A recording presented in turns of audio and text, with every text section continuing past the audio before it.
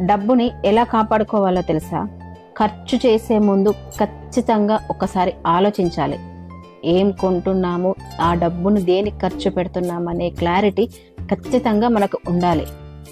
ఈఎంఐలో ఏం తీసుకోకపోవడం మంచిది. 24 గంటలకు ఒక్కసారి మనము ఏం ఖర్చు పెట్టామని ఖర్చు గురించి ఒక్కసారి ఆలోచించి ఏదైతే వృధాగా ఖర్చు చేశామో అది నెక్స్ట్ టైం ఖర్చు చేయకుండా జాగ్రత్తగా ఉండేలా చూసుకోవాలి.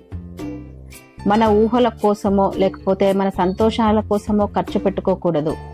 మన అవసరాల కోసం మాత్రమే డబ్బుని ఖర్చు పెట్టుకోవాలి.